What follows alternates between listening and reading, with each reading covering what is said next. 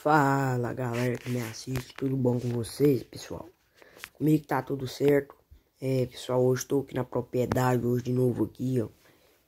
Estou gravando esse vídeo aqui pra você que não sabe o que é um tratamento de bezerro com ração. Um tratamento de bezerro com ração, pessoal, tem um grande significado. Primeiramente, o significado, você acaba de tirar o leite das vacas, tem que tratar das vacas, não tem? Aí do mesmo jeito tem que tratar dos bezerros. Aí você vem, coloca um pouquinho de ração, moe um pouco com água para quando o bezerro respirar não dá problema no bezerro com o pó da ração. E quando você vai tratar dessa ração, pessoal, ele já fica formadinho assim, ó. Fica formadinho na linha. Aí se tiver precisando algum aí, tipo, para fazer algum remédio, fica mais fácil, porque já fica formadinho.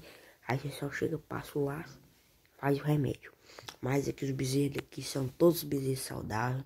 E o tratamento da ração é você colocar uma ração 24% de qualidade, ou então um proteinado. Aí você vem e coloca um pouco de água para que o bezerro coma mais macio.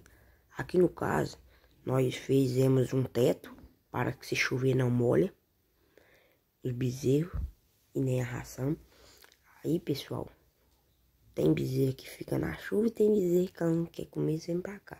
Deu uma chuva braba aqui, pessoal, mas graças a Deus, quanto mais chover aqui, mais melhor os pastos vai achar.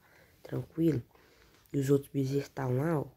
Aí eu coloco um pouco lá também e um pouco aqui.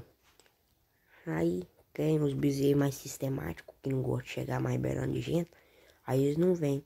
E os bezerros mais mansos já vêm. E pessoal, como aqui dá pra vocês perceber, que eles gostam muito de comer ração. Quando o cabo tirar o leite e a gente abre a porteira, que já sabe quando a gente abre a porteira, é pra tratar deles com ração. Aí pessoal, eles gostam muito. Eles gostam muito.